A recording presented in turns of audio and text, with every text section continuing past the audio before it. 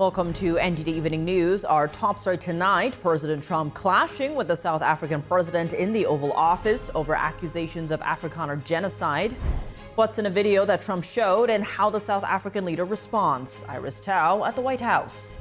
A judge rules that the Trump administration broke the law by deporting illegal immigrants to South Sudan. Ariane Pazdar has why the administration says the deportation flight was justified.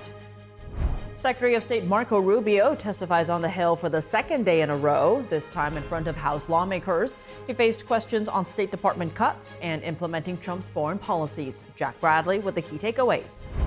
House Republican leadership met with President Trump to discuss the reconciliation bill, also known as the One Big Beautiful Bill. Speaker Mike Johnson wants to put it to a vote as soon as possible. Luis Martinez standing by on Capitol Hill to bring us the latest. No taxes on tips, one step closer to becoming reality. The Senate advancing the bill today. David Lamb has the details on that and other moves the Senate is making on vehicle emission rules and cryptocurrency.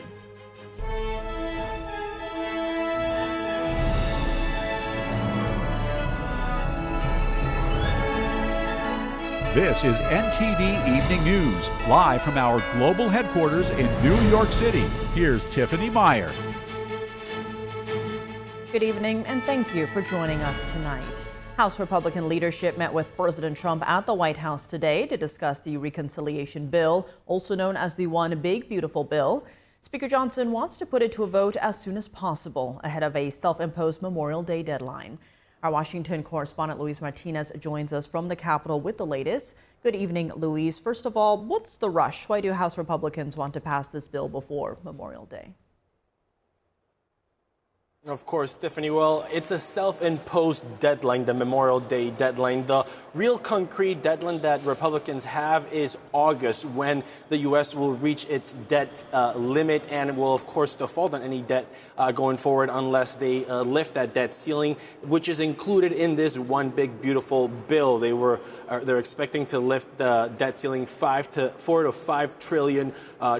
Then we have the Senate deadline. They are saying, or at least hoping, to pass their version of the reconciliation bill by July 4th. So in order for the House to send a bill to the Senate, they have to obviously pass it before July 4th. Next week, the House is on recess. And tomorrow, there is a NATO Parliamentary Assembly in Dayton, Ohio, where a lot of lawmakers are expected to participate. So that's why there's such a rush for this bill to be put to a vote today, because starting tomorrow, House Republicans and Congress in general will start losing lawmakers, some that will be leaving for congressional delegations, others that will be leaving for this NATO Parliamentary Assembly in Dayton, Ohio. And given that, Luis, what are the main obstacles to passing this bill? Of course. Well, the main obstacles are Republicans in blue states and then fiscal conservative hawks in red states. We have, of course, the SALT caucus. We're talking about Congressman Mike Lawler, Nick LaLota, other New York Republicans and California Republicans that wanted to see the cap to the state and local taxes deduction raised, and they managed to do that overnight in negotiations with House Republican leadership. Now the SALT cap has been increased from $10,000 to $40,000. Now the imminent impasse is the House Freedom Caucus, those fiscal conservative hawks that are asking for larger spending cuts, in particular cutting larger portions of waste, fraud, and abuse from Medicaid, and also clawing back as much as possible from the Inflation Reduction Act, which, Tiffany, happens to be the last reconciliation bill that Congress passed during the Biden administration. And Luis, what are the next steps in this process? Well, as I just mentioned, the SALT caucus reached an agreement with House Republican leadership, so that impasse was solved. And 10 minutes ago, we heard from House Freedom Caucus Chairman Andy Harris coming out of that meeting with President Trump at the White House. He sounded more optimistic. He said that progress has been made during that White House meeting. So right now, the reconciliation bill is still in the Rules Committee. It has been in the Rules Committee since 1 a.m. We're expecting to see manager amendments soon. Those are going to be the amendments that Speaker of the House Mike Johnson is going to put forth through, of course, the chairman of the Rules Committee, Virginia Fox. In those amendments, that's when we're going to see what was negotiated in that White House meeting, and we'll see whether or not it passes the Rules Committee tonight and whether Speaker of the House Mike Johnson forces a vote today or early tomorrow morning. Back to you, Tiffany. All right, Luis, thanks for those updates. Secretary of State Marco Rubio is on the Hill for a second day in a row. House lawmakers today praising and criticizing his moves at the State Department. NTD's Washington correspondent Jack Bradley has the details. Vladimir Putin, is he a war criminal? That's not tough. That war crimes have been committed, no doubt. And who's responsible for that? There will be time and place for that accountability. But right now, the job is to end the war. So you won't answer the question. If we don't end the war, people are going to get reclaiming my time, sir. Secretary of State Marco Rubio on the Hill for the second day of sometimes contentious questioning. I'll give you a second chance. Is Vladimir Putin a war criminal? I already told you war crimes have been committed. No, you didn't tell me if he's a war criminal. This time on the House side, the day before on the Senate, Rubio saying war crimes have been committed in the Russia-Ukraine war, but falling short of calling Vladimir Putin, the Russian president, a war criminal, saying that he first and foremost wants to end the war. Crimes have been committed in the war on Ukraine, and there will be accountability for that. But our goal right now is to end that war, because let me tell you, every single day that that war goes on, more people are killed, more people are maimed, and frankly, more war crimes are being committed every day that the war lasts. Rubio says that even with budget cuts reaching up to nearly 50% of the State Department's budget and restructuring in the whole department, he said that the U.S. will still provide more humanitarian aid to other countries than the next 10 other countries behind the U.S. combined. He also laid out how much bureaucratic red tape is preventing the State Department from taking vital action. In order for an idea to reach me, a decision to reach the Secretary of State, some of these things have to be checked off by 40 people, 40 boxes. And if any one of these people has a question, they can hold it up before the idea even ever gets to me. Secretary Rubio was also questioned on recent bills that passed the House, namely the Falun Gong Protection Act and the Stop Forced Organ Harvesting Act.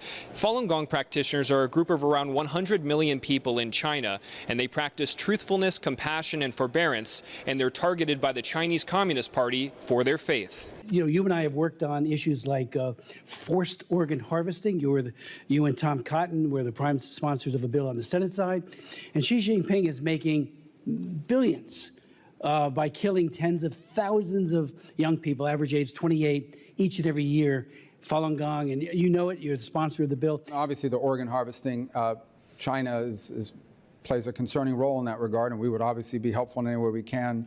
Rubio added that certain embassies around the world may be increasing staffing to process more visas more quickly, just in time for the World Cup and the Olympics here in the U.S. Reporting from Capitol Hill, Jack Bradley, NTD News. Another testy meeting in the Oval Office. President Trump's conversation with the South African president began cordially, but devolved into an open debate over allegations that white South Africans are being targeted for persecution. NTD's White House correspondent Iris Tao has more. Truly respected man in many, many circles, and in some circles he's considered a little controversial. While the two leaders first started talking about trade and golfing, the Wednesday meeting got somewhat contentious as President Trump confronted South African President Cyril Ramaphosa with what he calls evidence showing mass killings of white South African farmers. Turn the lights down and just put this on. It's right behind you, Johan. There's nothing this parliament can do with or without you. People are going to occupy land. That's a video showing an opposition party leader in South Africa chanting phrases like kill the white farmer and take their land. Ramaphosa first laughed but then looked uncomfortable while quietly watching. Death, death, death. Horrible death. President Trump, holding up printed pictures, further accuses the South African government of taking people's land away and in some cases killing them. But the African president pushed back, saying remarks in the video are not their official government policy and that high crime rate in South Africa affects both white and black citizens. What you saw, the speeches that were being made, one, that is not government policy. Nobody can take land. While Ramaphosa, on his way out of the White House, called their meeting today a great success and says their two countries will keep on talking, it's unclear if President Trump has changed his views about the country. U.S.-South Africa relations have been deteriorating in recent years as Washington accuses the country of siding with U.S. adversaries like China and Iran. Trump, right after taking office, suspended all U.S. foreign aid to South Africa, citing violence and racist policies. And last week, around 60 white South Africans arrived in the U.S. as the first group granted asylum under President Trump's resettlement program. White South Africans are fleeing because of the violence and racist laws. And President Trump during the meeting says he's raising such issues to save lives, though he hasn't made up his mind yet about whether there is a genocide happening in South Africa. The U.S. has refused to attend the G20 meetings this year in South Africa, but President Ramaphosa invited Trump again today, though it's unclear if Trump will change his mind. Reporting from the White House, Iris Tao, NTD News. A judge rules that the Trump administration broke the law by deporting illegal immigrants to South Sudan. The administration points to the fact that the immigrants were convicted of violent crimes, while also highlighting that the ruling was made by a district judge. NTD's international correspondent Ariane Pastar has the story. It is absolutely absurd for a district judge to try to dictate the foreign policy and national security of the United States of America. A deportation flight to South Sudan is in the spotlight on Wednesday. During a hearing on Wednesday afternoon, District Judge Brian Murphy from Boston said that the flight violated a previous court ruling of his. Murphy had prohibited the deportation of immigrants to third countries without giving them the opportunity to contest their removal. Before the hearing, Homeland Security spokeswoman Tricia McLaughlin said this when asked about the legality of the deportation flight. We are following due process under the U.S. Constitution. These individuals have been given, and their lawyers have been given, plenty of prior notice. On Tuesday night, after the flight left for South Sudan, Judge Murphy had already ruled that authorities can't let the immigrants leave the custody of U.S. immigration authorities. According to the judge, authorities could follow that ruling in various ways. For example, by holding the immigrants on the plane in South Sudan. Murphy said, "I'm not going to limit Homeland Security on where they hold them. If they want to turn the plane around, they can." During Wednesday's hearing, a Trump administration official said the immigrants were currently sitting on a plane, but did not say in which country. McLaughlin defended the deportations, pointing to the criminal convictions of the 8 individuals. No country on earth wanted to accept them because their crimes are so uniquely monstrous and barbaric. Every single one of them was convicted of a heinous crime: murder, rape, child rape, rape of a mentally and physically handicapped victim. Now, McLaughlin didn't confirm whether South Sudan was actually the ultimate destination of these 8 individuals, suggesting it could also just be a stop. And in terms of their nationalities, lawyers for immigrants said that the Trump administration started deporting individuals from Myanmar and from Vietnam to South Sudan. Ariane Pastar, NTD News. A potential tax break for tip earners. The Senate has passed a bill that would limit taxes on tips. And more discussions on legislation related to vehicle emissions and cryptocurrency. NTD's David Lamb reports. Professionals who earn tips could be getting a big tax break. On Tuesday, the U.S. Senate passed the No Tax on Tips Act. This would establish a tax deduction of up to $25,000 for tips, something that President Trump has rallied on during his campaign. The tax benefit would apply to those making $160,000 or less this year. The bill passed unanimously and now heads to the House. I further ask that the bill be considered read a third time and passed, and that the motion to reconsider be made and laid upon the table with no intervening action or debate. It was introduced in January by Senator Ted Cruz and a bipartisan group of co-sponsors, including Nevada's 2 Democratic senators, Jackie Rosen and Catherine Cortez Masto. According to the state senators, around 25% of Nevada workers rely on tips. Also in Congress, the Senate may block California from enforcing vehicle emissions standards that are more strict than the federal government's, including the state's plan to phase out new gas-powered cars by 2035, a first in the nation. Majority Leader John Thune said that the Senate will consider 3 House-passed resolutions that would roll back the standards. Final votes could come as soon as this week. In the cryptocurrency world, the Senate brought back a bill that could create regulations in the industry. The Guiding and Establishing National Innovation for U.S. Stablecoins Act, also known as the Genius Act, would regulate stablecoins. These are digital tokens whose value is connected to another asset, such as U.S. Treasury bonds or other securities. David Lamb, NTD News. Police have arrested 2 women for allegedly assisting the escapees from the Orleans Justice Center in Louisiana. At this time, 5 inmates are still at large, while 5 others are in custody. Louisiana State Police said in a statement that Courtney Harris and Corvante Baptiste are accused of accessory after the fact. Harris is accused of contacting one of the fugitives by phone before the jailbreak and later driving 2 escaped inmates to multiple locations in New Orleans. Baptiste was allegedly in contact by phone and social media with one of the escapees, who's now in custody. If convicted, each woman could face up to 5 years in prison. A maintenance worker at the jail was arrested yesterday in connection with the escape. Coming up, the Justice Department is ending police reform measures that were agreed to after the death of George Floyd in 2020, while the DOJ says the agreements have a negative impact. An exclusive recruiting framework or a race-baiting ideology. A House hearing today unpacking the practices of DEI programs in American education. Sam Wong has the highlights. The U.S. Court of International Trade questions the president's powers to issue sweeping tariffs. Arlene Richards reports when we return.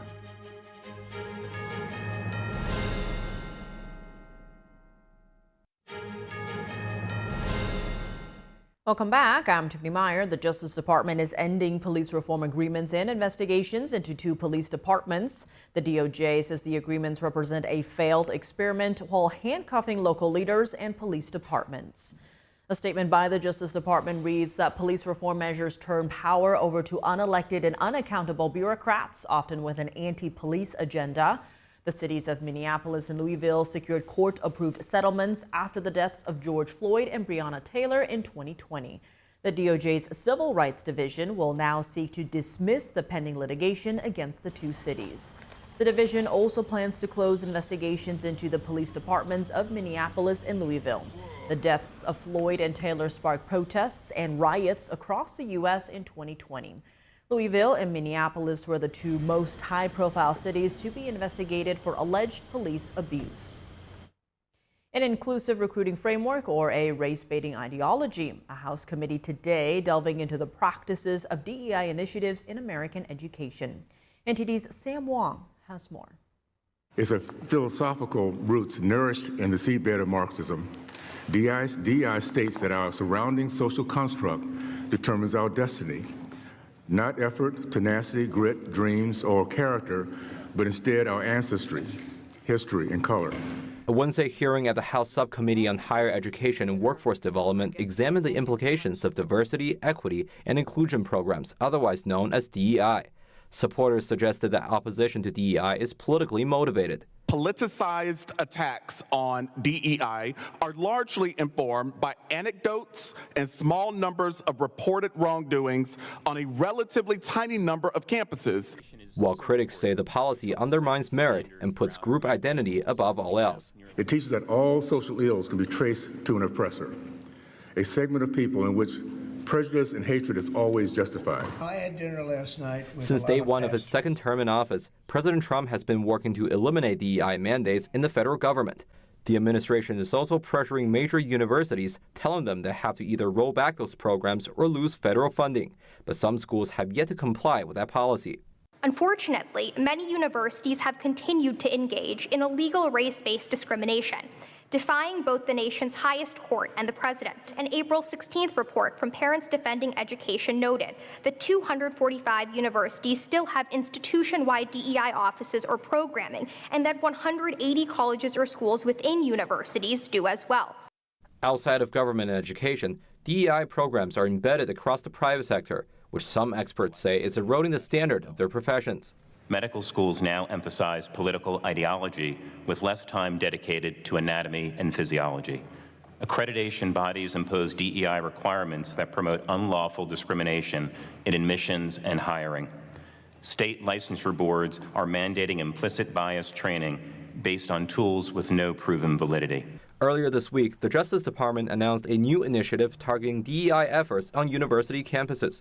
Officials said federally funded institutions that violate the rule could be subject to fines and even criminal prosecution. Sam Wang, NTD News, Washington, D.C. Today, a coalition of states asked a U.S. International Trade Court in Manhattan to block President Trump's Liberation Day tariffs. They claim the president's actions fell outside of his authority. NTD's Arlene Richards has more details. About 3 weeks after President Trump made this announcement, 12 U.S. states sued the administration in an international trade court. In a few moments, I will sign a historic executive order instituting reciprocal tariffs on countries throughout the world. Reciprocal, that means they do it to us and we do it to them. Very simple, can't get any simpler than that. On Wednesday, the states had their day in court.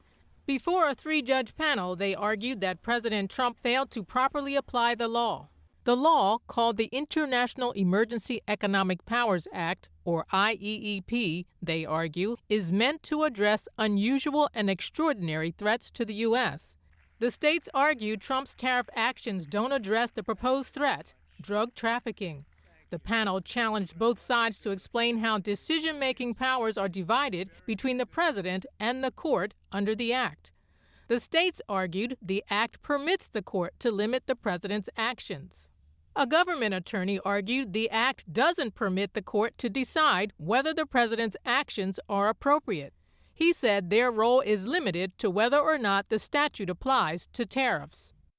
Oregon Attorney General Dan Rayfield, who announced the lawsuit last month, said the tariffs were raising prices for Oregon families and small businesses. These tariffs are unlawful. They're chaotic and harmful to the hardworking families and businesses that make our state thrive.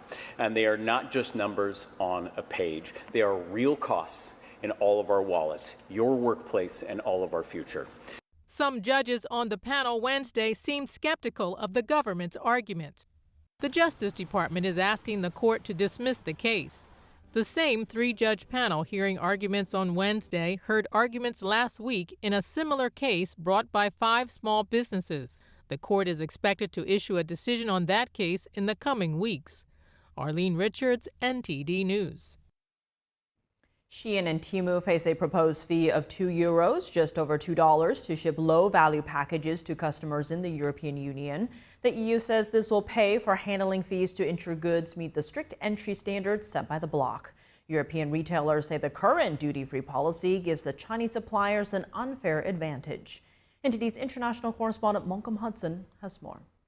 The European Union has proposed a €2 import handling fee for billions of small packages delivered from China straight into people's homes, sold by online platforms such as Shein and Temu.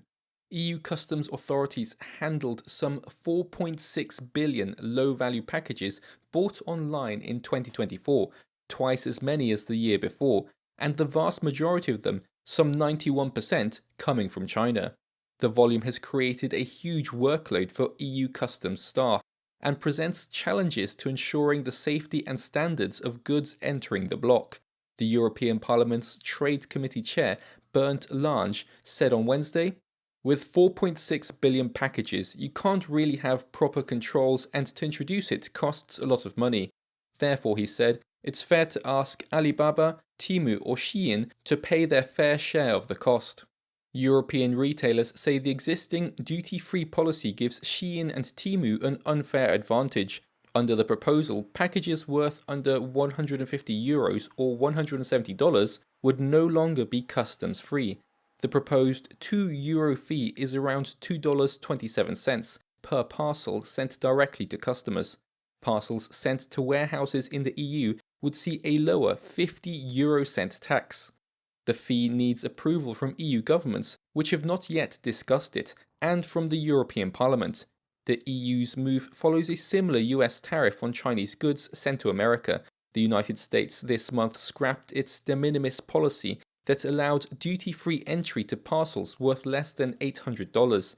Temu and Shein had relied on the de minimis rule to ship items directly to customers.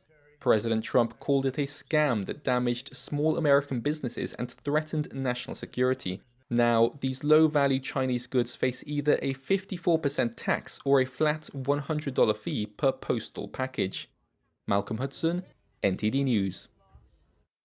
Coming up, did government officials downplay the risks of the COVID-19 vaccine? A Senate subcommittee brings in experts to debate the allegations. Jason Blair has the highlights. And propaganda influence operations from the Chinese regime are expanding. Kevin Hogan brings us a data-driven report on how many deceptive YouTube accounts have been disrupted after the break.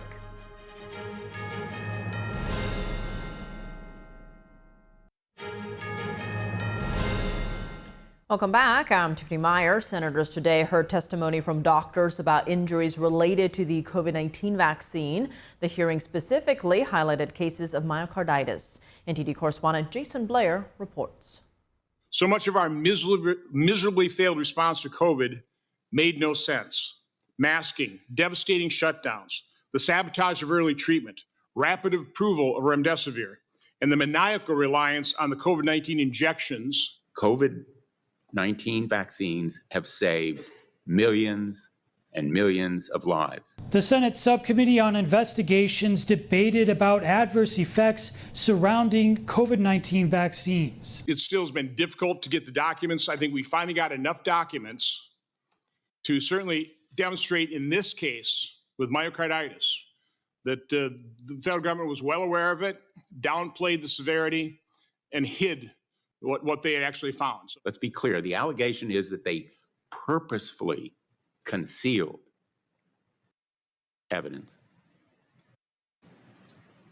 I am unable to support that conclusion with this evidence. Witnesses consisting mostly of doctors were brought in to testify. Now, the topic today is myocarditis or heart damage from the COVID-19 vaccines. I'm a cardiologist. I know the topic well. I've examined thousands of patients with this problem. Thousands. Before the pandemic, I had 2 patients ever with this problem. I also heard that deaths sharply declined in 2021. Well, when you look at all-cause mortality in the United States, deaths in 2021 went up compared to 2020, and presumably most of the most frail, weak among us died in 2020 from COVID.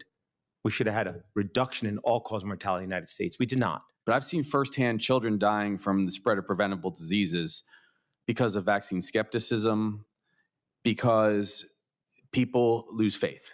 One witness says he suffered from injuries after taking a COVID vaccine and had to quit his medical career. I proudly elected to get vaccinated, and within a week, I developed leg weakness, numbness, substantial balance loss, leading to falls, including one while treating a patient. I was stunned that my providers dismissed any vaccine link, despite news of similar cases halting the AstraZeneca trial in the UK. Another witness alleges that pregnant women were coerced into getting the COVID shots. These entities falsely assured pregnant women that the vaccines were proven safe and essential for maternal and fetal newborn health, despite the fact that early evidence indicated quite the opposite. Witness Dr. Jordan Vaughn disputed the use of ventilators on COVID patients during the pandemic. This was primarily a vascular disease, not a pulmonary disease. And that's one of the reasons that ventilators are probably one of the most ineffective things you could have done to people, because if you have a vascular disease of the lungs, increasing the intrathoracic pressure just closes down more vessels and ultimately kills them. Chairman Johnson indicated that there will be more hearings on COVID-related topics in the future. Reporting in Washington, D.C., Jason Blair, NTD News. The Chinese regime is using social media more to bolster its image, this while slandering the U.S. and groups that it's persecuting. Google is taking action to disrupt these YouTube accounts and others. Why is the Chinese Communist Party doing this, and how prevalent is it? Our data reporter Kevin Hogan has more on this story. The Chinese Communist Party, or CCP, has at least 2 objectives. One is to displace the United States as the world's leading superpower, and 2, persecute a spiritual group in China. And that's part of the reason why it uses these influence operations on platforms such as YouTube. So we have data from Google's policing agency, TAG, that shows that these Dragon Bridge accounts that are linked to the CCP that spread propaganda have been proliferating on YouTube, and Google has knocked down over 197,000 of them. So that's a lot. That's between 2022 to the first quarter of this year. And when you dive deeper into the data, you start to see that each year this trend is increasing. For example, in 2022, Google took down about 50,000 of them, but that has only gone up to over 60,000 in 2024. So that trend is increasing. And I'll just give you an example on this. So first of all, it's very bad that the CCP is using YouTube to spread its lies while Google is doing the work of knocking them down. Some of the good news is that a lot of these accounts are just viewed as troll accounts. They don't pick up that much traction, maybe 100 views or less. Now, at the same time, there is research by Rutgers that suggests that YouTube has a pro-China bias when it relates to things like the persecution that's happening in China and human rights abuses. And China analysts have said that while these particular types of videos, for example, from a vlogger, they may be promoted by YouTube, even though that vlogger is repeating propaganda lines from the current regime leader in China. So that said, you look at 2025 and you see that just in that first quarter, that's about 20,000 or so of these accounts that have been taken down by Google. They're on track to reach a record if they continue at that rate. And when you look further into the data, you see that these Dragon Bridge accounts hit a record when they were down, they were being taken down at a record of 11,000 plus in just January of this year. So that's a record high. It just shows that the CCP is very aggressive and it's continuing to use YouTube and Blogger to push out these fake accounts, right? So back to one of the goals that we mentioned that the CCP has of persecuting a spiritual group in China. What the CCP does is that it uses YouTube, an American company, to export its repression internationally of Falun Gong. Falun Gong is a peaceful spiritual movement based on the values of truthfulness, compassion, and forbearance. And some of these Falun Gong practitioners are Shenyun dancers. This is a performing arts company that shows China before communism, and part of what it does is it shines a light on the persecution of Falun Gong in China. So that's information from the Falun Dafa Information Center cited by whistleblowers that show that the CCP is targeting Shenyun for that particular reason because it exposes the persecution. So that's one of the ways that the CCP uses YouTube, just these fake propaganda accounts, but that's not all. There's what's been called a more sophisticated approach in which the CCP will find established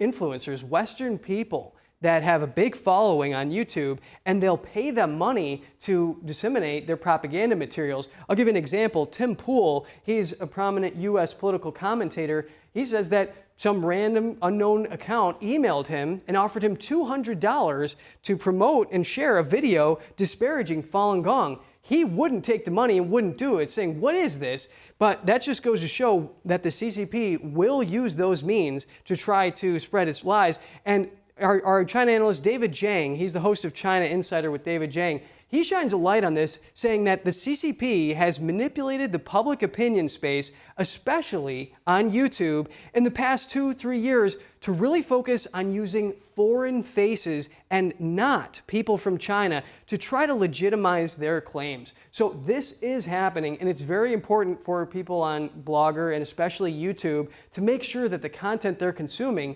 isn't procured by some paid propagandist. Back to you.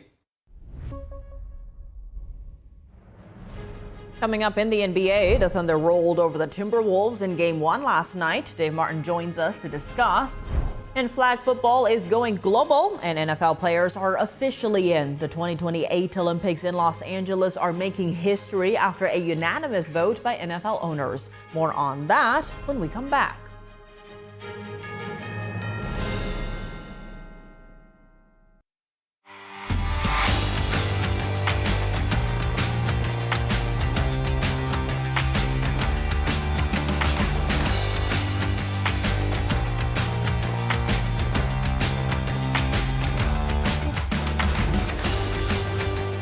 For your sports news, we're joined by NTD's Dave Martin. Dave, plenty going on today, but let's start in the NBA as the Thunder rolled over the Timberwolves last night in Game 1.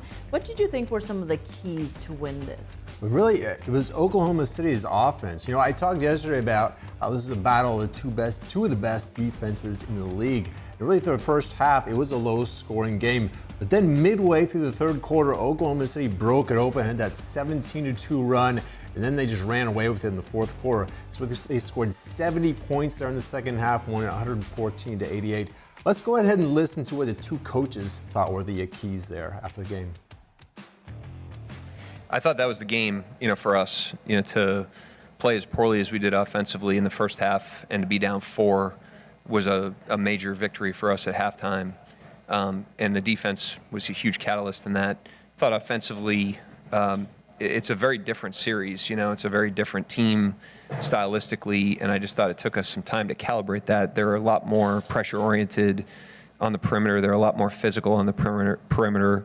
Denver, plays you at a lower pickup and packs it in. Their physicality is different, but this team is really up the floor, pressuring and really after you. And so I just thought it took us a second to calibrate to the opponent, but our defense allowed us the margin to do that, obviously. Yeah, I think we didn't have a lot of patience in the second half, and then our rushed offense. Didn't get a bunch of quality looks, and then it affected our defense, honestly, We got some fouls early, which I thought made us a bit softer than we needed to be.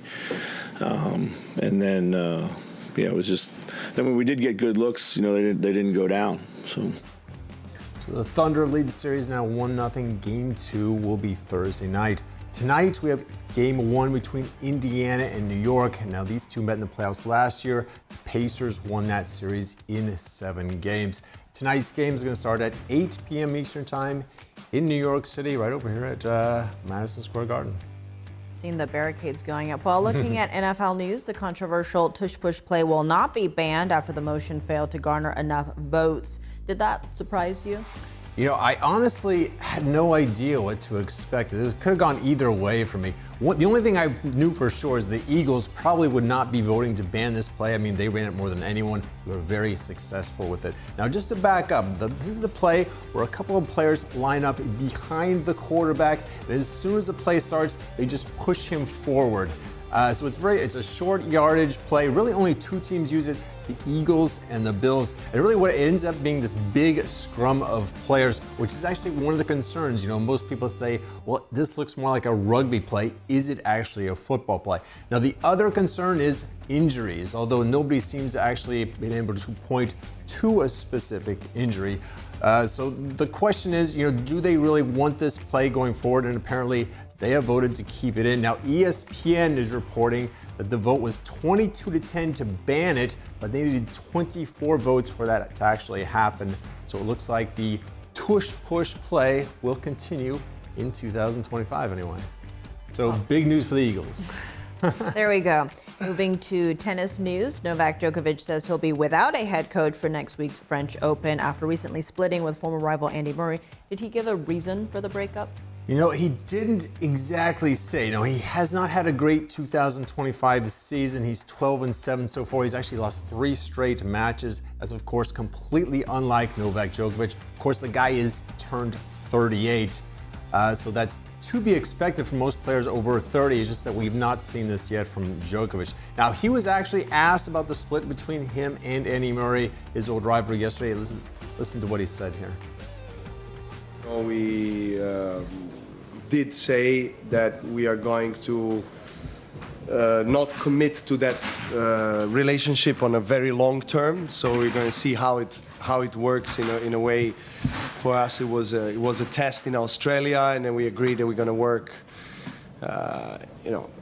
India Wells, Miami, and then we're going to see, clay court season was more or less tournament by tournament and see how it goes. So we agreed that we should part ways as coach and player. We felt like we couldn't get more out of that partnership on the court, and that's all there is to it. My respect towards Andy remains the same, even more actually. I got to know him as a person. I think he has a brilliant tennis IQ. He has a very rare mind of a champion that obviously has achieved what he has achieved, and he sees the game incredibly well. We just, I guess, didn't, how can I say, we didn't reach what we both hoped that we can reach in a relationship in terms of results, and that's all there is to it. You know, sometimes it works, sometimes it doesn't. We gave it a try, and that's it.